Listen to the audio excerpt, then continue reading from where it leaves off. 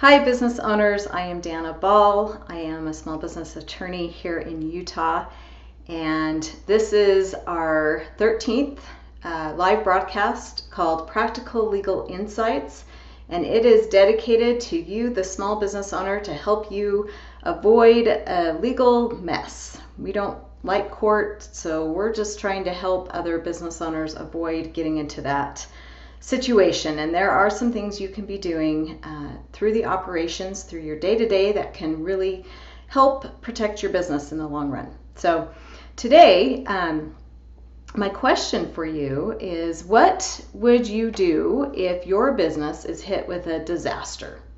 Are you ready to keep running your business, or will you have to close the doors? It's a really good question, and it's something that business owners rarely think about, especially in the state of Utah. So I grew up here. I am almost 50 years old, and I remember all these years waiting for that big earthquake, right? The big one is going to hit. We would do earthquake drills in school, in elementary school and junior high, and I have yet to see that big earthquake. So we don't really operate a business in a place where we have natural disasters to worry about. But there are other things that can totally make a mess of your business that would equal a disaster. And I'm just going to point out a few that I've seen with other businesses so that you have an idea of what I'm talking about. I know you're probably familiar with cyber attacks, and this is actually a reality. It doesn't matter how big or small your business is, you are vulnerable to a cyber attack. So it's in your best interest, if you haven't done so, to reach out to qualified, and there are so many out there. Make sure they are qualified computer tech people that can help protect your data, and set up an off-site backup system. And if you need a referral, we've got a couple of really great referral companies that we can give you their information to contact. But that's probably the most prevalent, right, is a cyber attack, with how technology is today and how we use it in everything we do, personally and professionally. So it's very important to protect your electronic data wherever it is stored. But the other things that you probably don't think about, or maybe you think, oh, that won't ever happen. The chances of that happen is very small, and probably you're right. It's probably really small.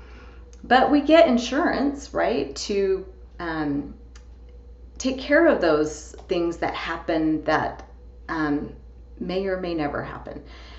And yes, insurance is great, and it will help you. So if your building blows up or a fire happens, I'm sure you have property insurance that would come in and help you recover from that financially. But how are you going to run your business? That's what we're talking about today. We're not talking about the financial aspect of rebuilding the building or buying the new equipment. We're actually talking about how you're going to continue your business if something should happen. So I actually have seen businesses where a utility company is working on something and it affects a couple of businesses in the area, and it has started fires, or the power gets completely shut off for not just a day, but maybe multiple days. Then what happens? What if you're a business where you've got patients or clients or customers that need to come in and out of your facility all day long, but you have no power? That could truly affect you in a negative way.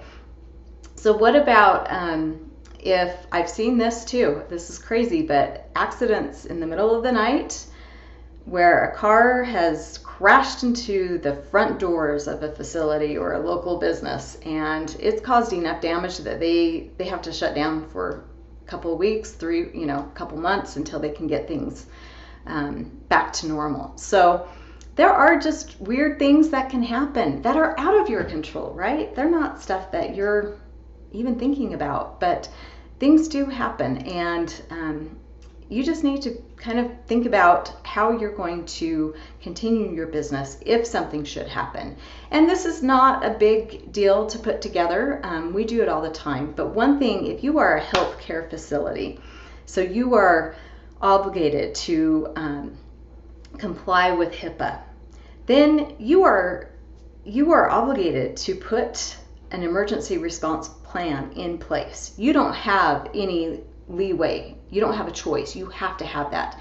If you are such a facility that is required to comply with HIPAA, then, and the security, everything about it, then, and you haven't done anything to make sure that you are in compliance, please contact us. We have a great resource for you on that, and we work with facilities such as yours all the time to get them compliant with HIPAA. So you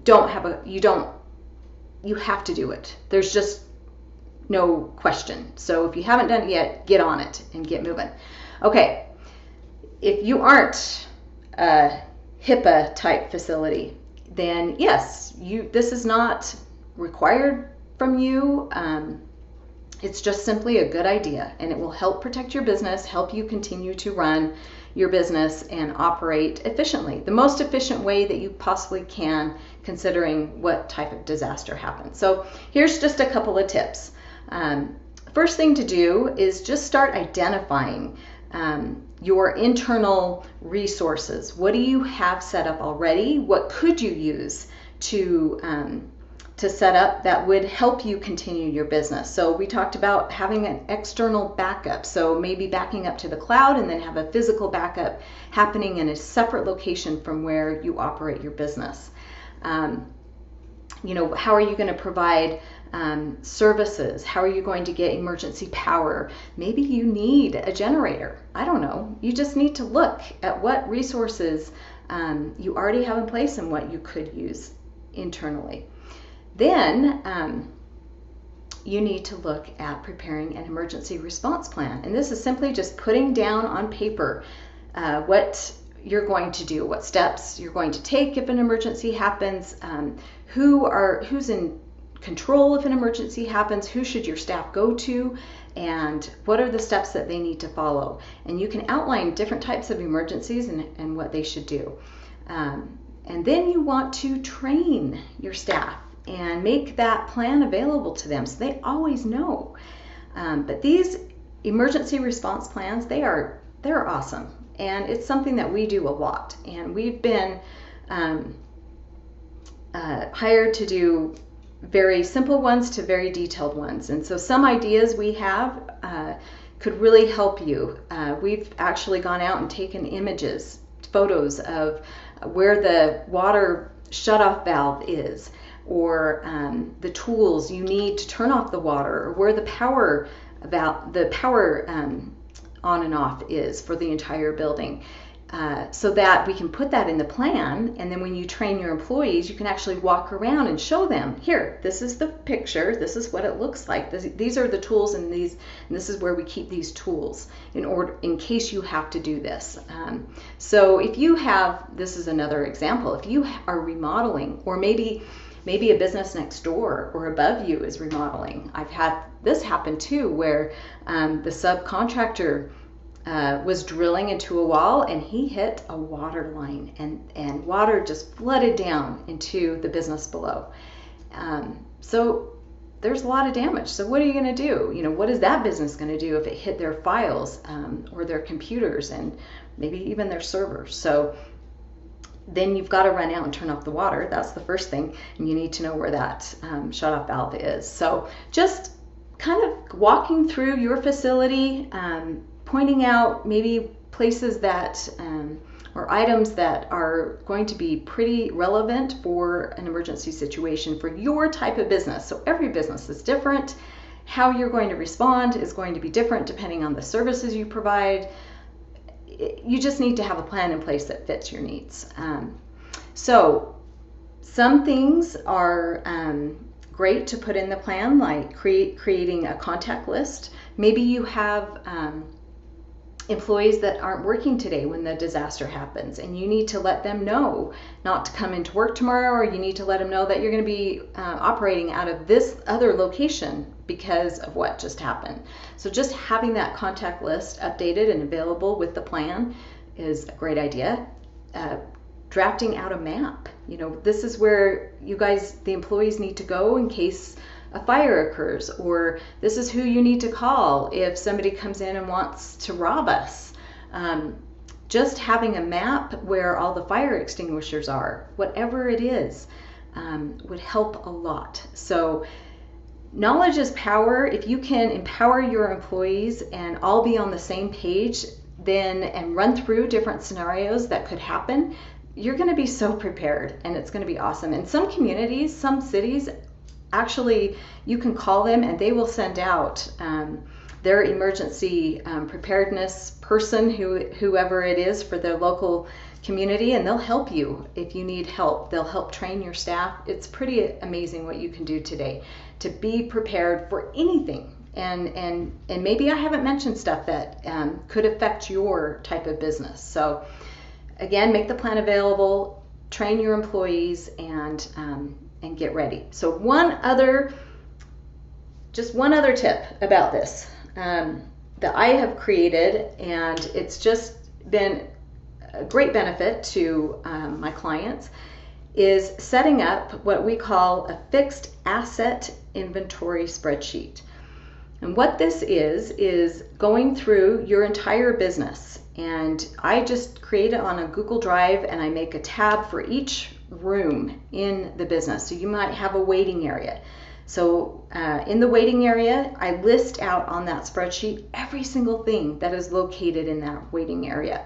So every chair, every computer, every electronic device, whatever it is, and then you identify it, what year you purchased it, how much you purchased it for, and if there's a model number, serial number, that helps. And then just give a quick identification, what it is, what it's used for. And then I advise my clients to review it every year and update it, because you buy new equipment, you switch things out, and just keep it updated. So this spreadsheet will do 3 things for you.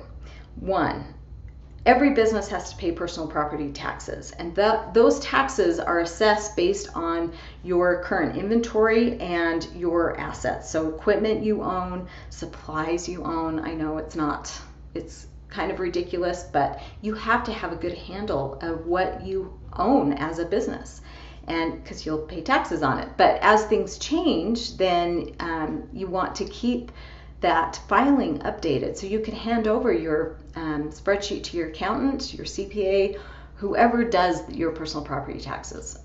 Then that just keeps them up to date on where you are with that. Second thing this spreadsheet will do for you, if you do have a disaster and you have to file a claim with your insurance, they will want a description of what was ruined, what computers are burned now because of the fire, whatever it is. If you have this inventory already prepared, you can just hand that over. And then the values are already stated. It's just really great. The third thing is, and this is really where I have used this, is when I have a client who wants to sell their business. Part of due diligence for the buyer is to look at all the assets and the value of those assets. Sometimes you hire an actual appraiser, and then you can hand this over and give it to them, so it will help them determine the value. But you need this to make that transaction happen smoothly. This is just part of it. It's part of due diligence. It's part of building value into your company as well. So I leave you with this. I know it's kind of end of year doom and gloom, but I just want to plant some thoughts in your mind as you're going off to enjoy the holidays with your family and friends, of stuff that you can be thinking about. I have found as a business owner that when I'm not in the running my business, when I'm separate from my business, doing something completely opposite that's fun and relaxing, I get lots of good ideas that come to me about my business. So I'm trying to plant some thoughts with you that you can just be pondering over the holidays. And then when you get back into work mode after the new year, maybe you'll have a plan or a great idea of how you can make this work for your business. So good luck. And if you don't have a plan in place, what are you going to do to get one in place? That's my question for you. Have a great weekend. Thanks for joining in. We'll talk to you next week.